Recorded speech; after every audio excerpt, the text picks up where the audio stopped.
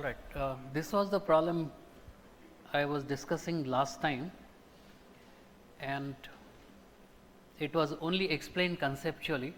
How do we work out these solutions for moving boundary problems is something we will come back to a little while later in the tutorial mode. Okay. The new theme we start with now in these lectures is actually going back to, in some sense, that first problem or the tutorial problem that we had, and one you submitted as the first assignment. We are returning back to diffusion in solids. So, those original precautions in using the generalized Fick's law, those are well drilled into your mind now. There it was deliberately chosen that the solid be non-porous. Also we talked of a polymer. Here we come now to a more generalized discussion of diffusion in solids, and let us see how I could introduce you in a different way.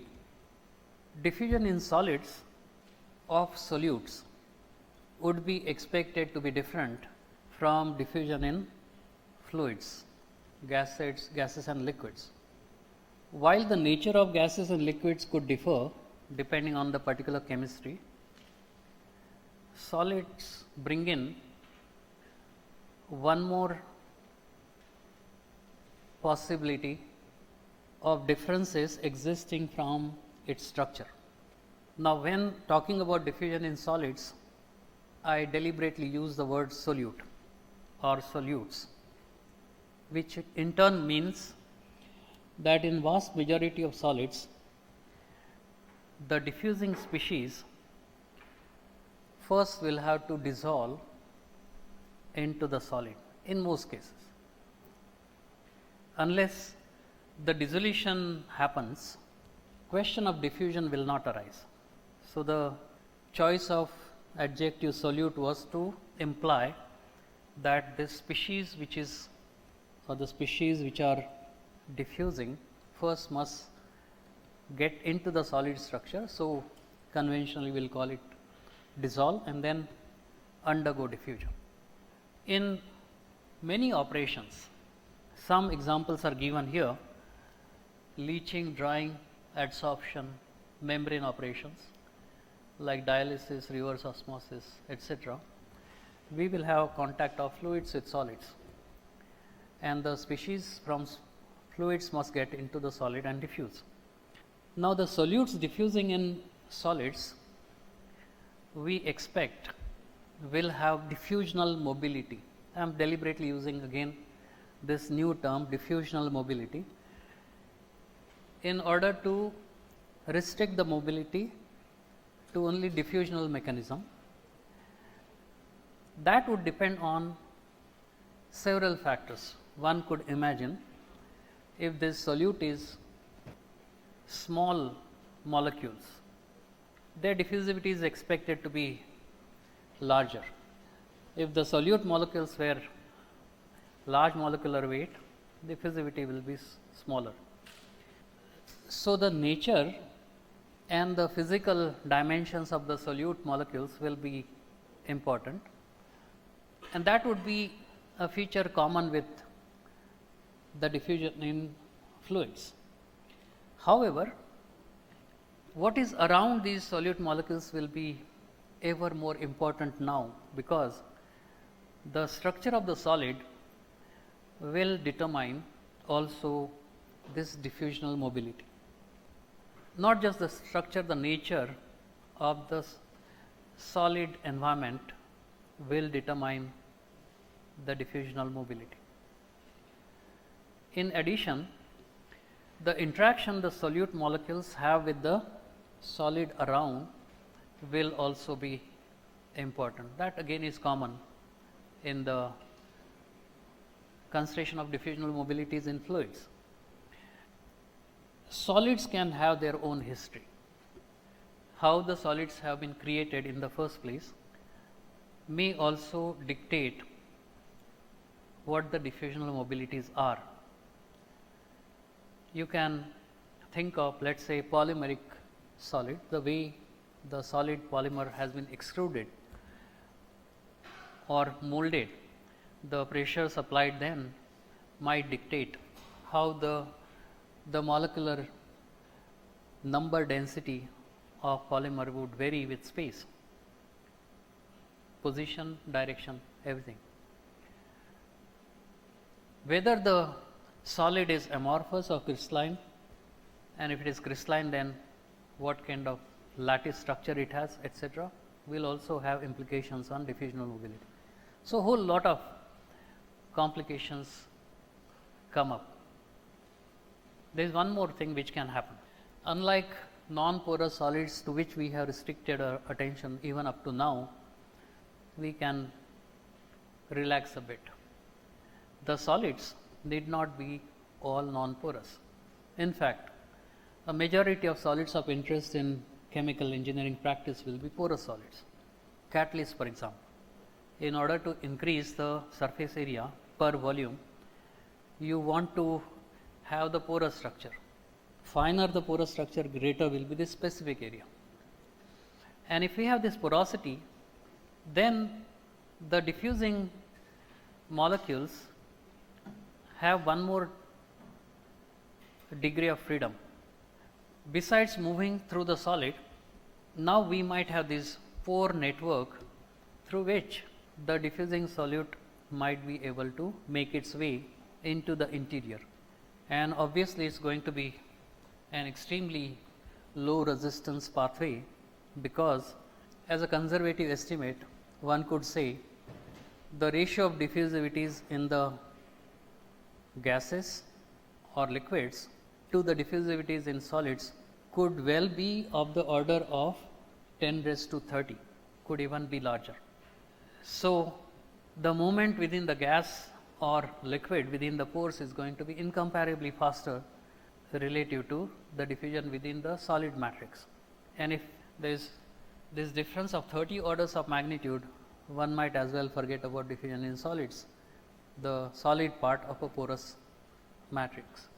So, then diffusion through pores will become focus, and it will bring its own richness and diversity. We will talk about it maybe near the end of this set of lectures on diffusion in solids. As far as diffusion description is concerned, if it is non-porous solid, we know that the original Fick's law will be still applicable. If it is diffusion in pores, then we might have other considerations. Not just that, the diffusivity itself may be subject to what mechanism is prevalent. And since the complexity of structure and variety of structure possibilities will offer different mechanisms, in the first part we will look at these mechanisms depending on solids. Obviously, we can't deal with all kinds of solids, so we will deal with some major classes. Now, that law remains still applicable if it is the solid matrix through which the solute is being considered as diffusing. No bulk flow, that Xa Na plus Nb term we do not include at all, no, we do not simplify. When the concentration gradient is constant independent of time, and if diffusivity is independent of concentration, that might be questionable. I had remarked that compared to gases, the diffusivity dependent on composition or concentration is stronger in liquids. In solids, we expect a similar statement to hold good. Solids come in different shapes, so geometry of the solid through which diffusion is under consideration will come into picture. If it is a slab, for example, like that in that problem, concentrations at the two faces are Ca1 and Ca2, Ca1 higher than Ca2, then flux will be given by this expression you had derived, dA delta Ca by Z, which is the thickness. For other solids, the rate of mass transfer will be the flux times an average area, and that average area will depend on the geometry. So, if you plug in that expression, we have W, which is the rate of mass transfer through a non-porous solid, that will be dA S average this delta C by Z, and this is straightforward. If it is a solid cylinder with radii A1 and A2, inner radius A1, outer radius A2, then the curvilinear surface is across which diffusion occurs from the core to outside, and the average area will be 2 pi L, where L is the length of the cylinder, A2 minus A1 by ln A2 by A1. So, and Z is nothing but A2 minus A1, the shell thickness, whatever, right. If it is a sphere, then S average will be this 4 pi A1 times A2. Z is again A2 minus A1. So, this is how the average area will have to be calculated depending on geometry, and then applied with the flux, and we are ignoring here, as I remarked earlier, any curvature effect.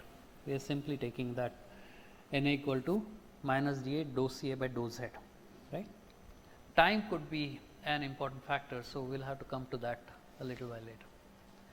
Unsteady state diffusion will bring in the time aspect. Lots of operations involve solids, and the solids are not easily transported like fluids. So, the equipment of course is very, very different, and the operations are normally batch or semi batch, and as you well know by now that on account of this batch or semi batch character, these operations will be inherently unsteady, right. The history of each solid piece in a continuous operation comes into picture, and we have to deal with unsteady state. Think of an example from cement industry.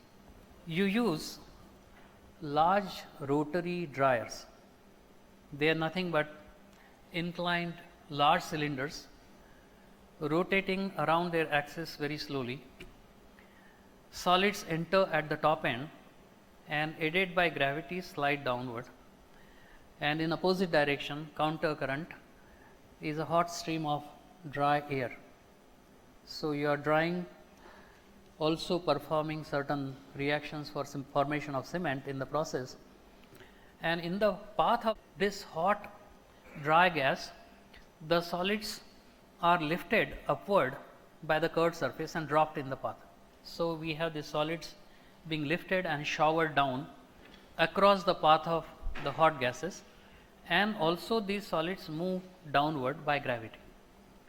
So, you adjust this rotational speed, you adjust the gas flow rate, you adjust the solids input in order to have an operation where the solids may enter moist and leave dry.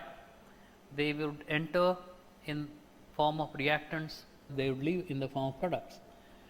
All the reactions would take place there. If you were now to look at what happens to individual clinker, a solid mass which is sliding from top to bottom, it would be in unsteady state. Temperature would change, moisture content would change, the reactants concentrations would change, cement as product concentration would change. So, this is an example where unsteady state operation is quite clear and easy to visualize. Typically in the solids we do not have bulk flow, that we have noted, and let us say to begin with, if there are no reactions, to keep the simplest cases, then we have two options. We could go back to the approach which I have been recommending so far, that you go back to the visualization of what is happening, then make some idealizations or assumptions, then write equations, solve them, obtain solutions, and then obtain whatever you want. In case of solids, that is possible, and because that is not difficult, those have been compiled. Here is a compilation of Newman's summary of results. We will rather focus on how to use these analytical results. They are not difficult to derive. I would encourage you to do the homework, but per se right now and for minor you do not have to worry about derivations. Let's take these results as they appear. So let's take first case where there is a slab of thickness 2a, and let's say these right hand face and left hand face are open, and the rest of the four faces, top, bottom, front and the rear faces, are blocked. So the left and right hand faces are open for diffusion. So diffusion is occurring along this direction aligned with this thickness 2a. Let's say the initial concentration of certain species within this slab is Ca0, and the surfaces are maintained at concentration Ca infinity here and here. Ca infinity does not change with time. So it's like Neumann condition, constant concentrations at the two faces. So Ca0 minus Ca infinity, if you look at this difference, Ca0 is the initial level of concentration, Ca infinity is what is maintained at the faces. So Ca infinity will also be the concentration everywhere within this slab given infinite time, because if Ca0 is greater than Ca infinity, the A will be getting lost from both left and right hand faces, and eventually when nothing is left more than Ca infinity to diffuse, everywhere the concentration will be Ca infinity. That is the end result. So this difference is actually a measure of the amount of solute removed finally, or maximum amount of solute which can be removed. Got it? Ca0 is initial level everywhere, Ca infinity is final, because we are making the two faces maintained at lower concentration Ca infinity constant. Okay. Let's look at how the profiles will look within this. Very roughly, if we keep our coordinate system with x equal to 0, let's say here at the center, then this right hand face will be at plus A, left hand face is at minus A. Ca0 is that initial concentration at any time, and Ca infinity is final concentration. Ca infinity is also concentration at this face and this face maintained constant. At any intermediate time, finite time theta, the concentration profile may look somewhat like this. I deliberately have been sloppy in drawing that profile because I wanted to give you a generic idea about how the concentration might be. I have not specified here exactly the nature of solid or what happens in the interior. Broadly, there will be certain profile like this, roughly symmetric around the center, and at that time theta, if I were to mix this up, I would get a concentration Ca theta. I would just determine that concentration and make it uniform at the average level. That average level will be Ca theta. So at any theta time theta, difference of Ca theta and Ca infinity will be measure of the amount of solute yet unremoved, not yet removed. This difference Ca0 minus Ca infinity is maximum that can be removed. So from dimensional considerations, if I divide Ca theta minus Ca infinity by Ca0 minus Ca infinity, that will be a fractional concentration of the solute in the slab yet unremoved, right? Next question will come up. Can we write this expression for Ca theta? Obviously we can write. We could write the Fick's law, unsteady state. So we'll talk of Fick's second law, which retains dou Ca by dou theta, or diffusion equation, dou Ca by dou theta equal to dAB dou 2 Ca by dou x square. That will be the governing equation. Initial condition is this, boundary conditions are here, or you can take only half of this. At A the concentration is Ca infinity, at x equal to 0 we have symmetry, so the gradient is equal to 0, and we can solve that problem and obtain the concentration profile. You could do it in a number of ways.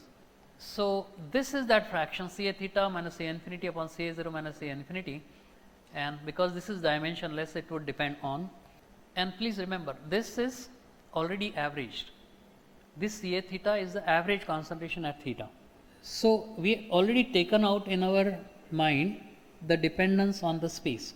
So the function will be of only time, and dimensionless time you will know is d theta by a square, meter square per second into second, that is meter square divided by meter square.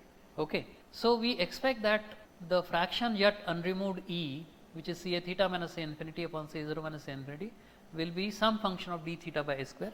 We can determine that by solution of that unsteady state problem. Diffusion equation with the initial and boundary conditions which I just stated. If when you solve that, it comes out to be this series. Ea is 8 by pi square exponential minus d theta pi square by 4a square plus 1 by 9 exponential minus 9, same thing, d theta pi square by 4a square 1 by 25.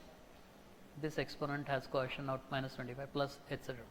This series is Ea. That's the solution you should be able to verify.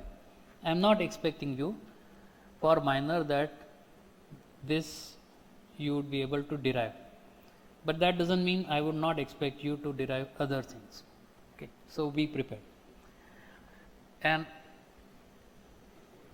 in the beginning there was a question, will the minor be numerically oriented or derivations or theory? I said I never answered that question. Okay, so be prepared for all kinds of possibilities there. Now let's come to a situation where we have sealed ends. Let's say this is 2A, this is 2B, and that is 2C.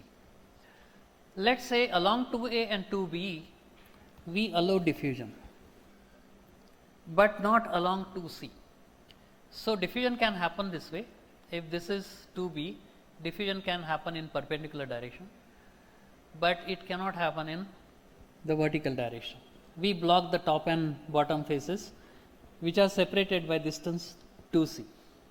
And now we ask the question, could we use the same solution that we had to estimate the fraction yet unremoved? The answer is straight away this way. You know Ea if the faces separated by distance 2a are open for diffusion. That is Ea, which is f of d theta by a square, whatever that f is, that series, and Eb is f of d theta by b square. For these two pairs of faces across 2a and 2b participating in diffusion, the fraction yet unremoved is E is equal to Ea times Eb. That's a thumb rule you have to remember. And these solutions are given to you maybe graphically like this. For the slab we have this profile. For a cylinder we have another profile deeper. For sphere it is this. These are E's and these are the dimensionless times. In case of cylinder the length is 2c, and in case of sphere we have a fixed dimension radial, whatever we have. Solution for cylinder and sphere like for slab could be obtained. We are not giving that solution here. We just presume that these results are graphically given to you. So if a problem has to be solved, if you have this plot, you should be able to make the calculations. Okay. Corresponding solutions can be derived, no problem. Now there is a question.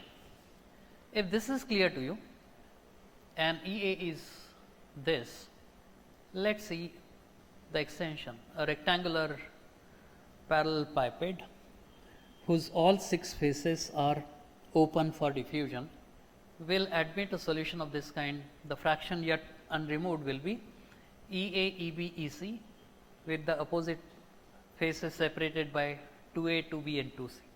All of these are participating. So it's a 3-dimensional mass transfer. All faces are open. No. I am just giving you the thumb rules which are obtained theoretically. So these things also you could check by solving the 2-dimensional and 3-dimensional problems, not experimental. All of this is theoretical, but made easier to use for practicing engineers. Maybe it is like this, put it this way. You have variety of geometries, you have diffusion to be described. Every time you might not be willing to solve the problem working through the whole derivation. Okay. So the practicing engineer will like to look at the solutions which are available.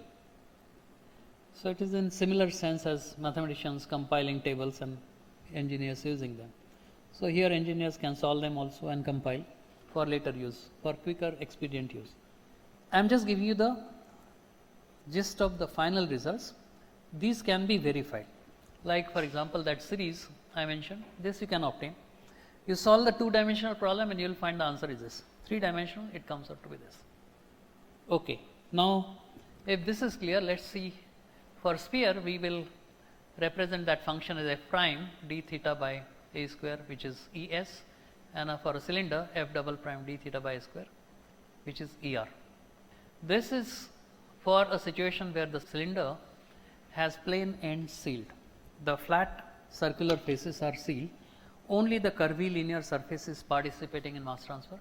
That is when you have to use this profile. So, this gives you planar, this gives you curvilinear surface of cylinder, end faces, planar faces blocked. Sphere has no face to block, so everything is curvilinear diffusion, right. So, we use these directly. Now comes a question, and this will need a little bit of thought. Let us say that we open up the faces of the cylinder, so that the curvilinear surface plus the planar faces all are going to permit diffusion. In that case, if the cylinder radius is, let us say A, curvilinear surface will admit solution from here, but this is f double prime. Okay. So, that means this is f double prime d theta by a square. This part will come from that middle curve, curved surface of the cylinder. But the two flat surfaces separated by distance 2c, they are also permitting diffusion now. Two circular faces separated by distance 2c allowing diffusion will contribute to this factor EC, which is from the planar part, this one. The two faces which are parallel to each other, they may well as be regarded as part of a planar slab. So, the cylinder with all faces, when the curved and planar faces open, will admit a solution which is a product of the cylindrical part and the planar part. So, planar part is EC and the cylindrical part is ER. So, that will be E. This also could be verified. Now let us say I have a question here. Let us go back to this. This is 2C, let us say this is 2B and that is 2A. The question is, if I give you a slab, the two planar faces, opposite faces are separated by distance 2A. If I block the top and bottom, front and rear faces and allow diffusion to occur from both the surfaces separated by distance 2A, I will calculate the fraction yet unremoved as f of d theta by a square or EA. Is that clear? Now, the question to you is the following. I take the same slab, I keep the top and bottom, front and rear faces blocked, and what I do now next is I keep only one face open for diffusion, other one I block. Okay. The question to you is, how do we estimate the fraction yet unremoved of solute E? So, earlier we had d theta by a square, where a was half of that distance. Now, what we had done is, and also remember, half of that distance meant the symmetry was around this plane x equal to 0. On either side x equal to plus a or minus a, we had same things. So, the plane of symmetry in the original problem, which was at x equal to 0, is kind of shifted now to one of the faces. In the process, the thickness, effective thickness has doubled, because the block face is one across which no diffusion can take place, which means Fickian law will say no flux, which means gradient equal to 0. But symmetry also had gradient equal to 0. So, understand this, that when a face is blocked or a location of the plane of symmetry, they have mathematically same description. The gradient of concentration is 0. Gradient of concentration is 0 on account of the calculus, the maximum or minimum.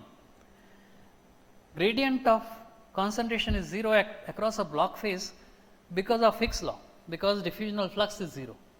Okay. So, for different considerations you can have the same condition, and maths does not distinguish how you have defined, how you have arrived at a particular boundary condition. As long as the boundary condition is at that location the gradient equal to 0 is same thing.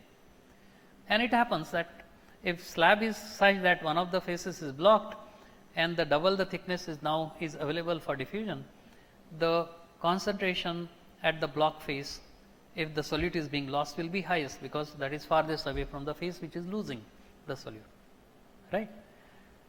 So, you have to remember this symmetry and a blocked or insulated or impervious face will lead to the same condition, right. And so, the solution is now E is equal to f of d theta by 4a square, yeah, because the problem is symmetry.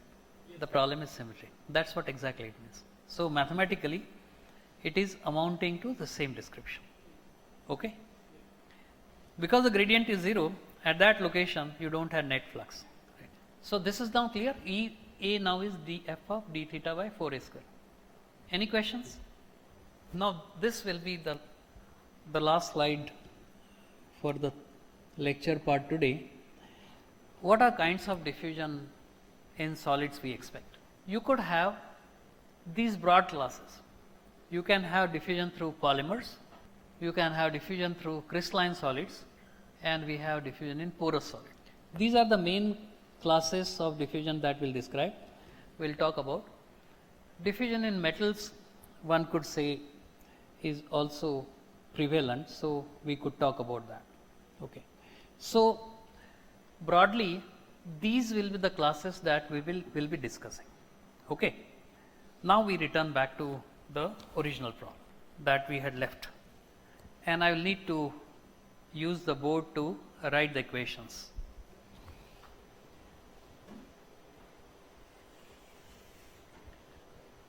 Let us say we have a liquid here and we have a gas here. Can you all see this, or do I need to increase the font size of my writing? Can you all see the letters? Okay. So, I have gas on this side, I have liquid here. Let the liquid be a solution like say of NaOH.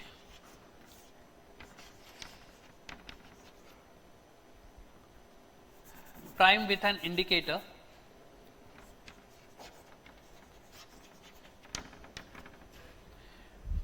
such that I can distinguish the region which is alkaline. I could use an indicator like phenolphthalein, and initially all of this will be pink, and let us say I have in the gas hydrogen chloride in mixture with say an inert gas. What would happen? HCl would dissolve in the surface, diffuse inward, and while it is diffusing it will react with NaOH. And let us presume that there is a large quantity of HCl here such that it can keep depleting sodium hydroxide to the right of the interface.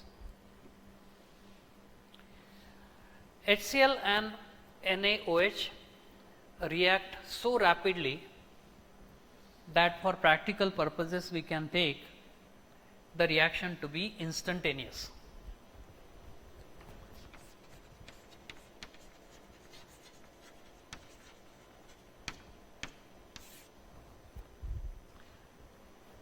It will also be irreversible. After producing sodium chloride, you won't get sodium hydroxide and HCl back. Okay. Instantaneous irreversible reaction. HCl and NaOH react so rapidly that they cannot coexist. So, where there is Cl there cannot be NaOH, where there is NaOH there cannot be HCl. Now, if this is the case, at time 0, what would be the condition at the surface, at the interface? The moment HCl comes in contact with the sodium hydroxide solution surface, immediately HCl and NaOH concentrations will drop to 0. For a very short time, the concentrations of both HCl and NaOH will be 0 at the surface. But since NaOH has been depleted in that plane and plane has no capacity, it would be saturated with HCl. So, the concentration practically within a very short time will change from NaOH in the beginning to HCl in the end across maybe 1 or 2 milliseconds. So, I can call time 0 minus it is NaOH, time 0 plus it is HCl. Okay. And at time 0, both HCl and NaOH concentrations there will be 0. We will additionally define this position of a plane at which concentrations of both alkali and acid are 0, Ca let us say for acid, Cb for base. If these concentrations are 0, we will call that as a reaction front, and we will define its position let us say by Z prime of T. Z prime is the location of the reaction plane. Wherever that reaction plane is, concentration of alkali and acid there is 0, concentration of A and B are 0, Ca, Cb 0. Now, in this case, as you consider time greater than 0, this reaction front would have moved here. So, this will be say Z prime of T. The reaction plane has started from 0, has moved some distance. At greater times, it will go further into the liquid. To the left of this reaction plane, they can be only HCl. To the right of it, they can be only NaOH. Okay. So, this is the region of A and this is the region of B. Where A is, B cannot be there, where B is, A cannot be there. And reaction is only happening at the reaction plane. Where HCl is there or acid is there, in this region, there will be only diffusion of A. In this region, there will be only diffusion of B.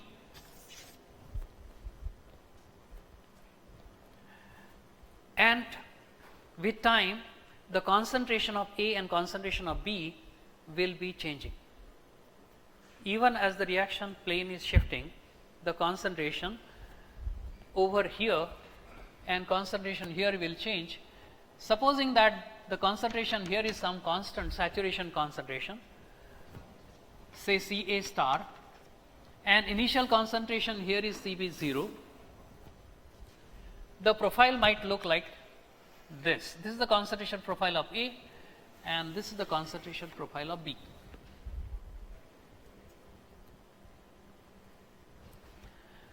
So, this concentration is Cb 0 throughout the space occupied by NaOH. This is the solubility of HCl in water. Concentrations at the reaction plane will be Ca equal to Cb equal to 0 at Z prime T. This concentration profile will be governed by diffusion equation for A, or dou Ca by dou theta equal to dAb dou 2 Ca by dou Z square up to Z equal to Z prime T. For Z greater than Z prime T, we will have similar equation for B, dou Cb by dou theta equal to, let's write the DAS for the solvent, dou Cb by dou theta equal to dBs dou 2 Cb by dou Z square. Diffusion equation for A, diffusion equation for B. And then we need to specify the concentrations equal to 0 here, that is this condition. This is one condition, this is the other one. So you have one boundary condition for A, the other boundary condition for A, first boundary condition for bulk of B, second boundary condition for B at the reaction plane, and this normally would have been sufficient to say our problem is well posed had by chance Z prime been a constant. But that is not the case. Z prime is shifting, and if Z prime is shifting with time, we may require an equation for Z prime and conditions for it. Okay. That brings the complexity of the moving boundary. Because this boundary is moving now, we no longer have the fixed boundary problem. The problem appears linear here, but it is not linear. If you try to freeze that boundary, the nonlinearity will show up. Okay. So this is a nonlinear problem, so it requires a solution which is obtained specifically for it. I am going to continue this problem after your minus, but not without explaining this in 30 seconds, something more. The equation for Z prime could be written. Okay. We go by inferring a solution, say for B. From what you have known so far, you observe that between Z prime to infinity, the extent of B is infinite. So that is a infinite domain problem or semi-infinite domain problem. If one had to guess the profile for B, one would have guessed it to be error function, and error function of the argument Z by 2 root dBs theta. Okay. At the reaction plane, the concentrations of A and B can be maintained fixed if only their fluxes are equal or they are in stoichiometric proportion. If A and B profiles are related by that condition and B profile contains error function, then A must contain error function. So our guess or trial function will be CA and CB as error functions of the similarity transformations in terms of DAS and DBS. So we postulate those and then we infer the solution. How we exactly get the solution, we will look at after your minus. We will stop here.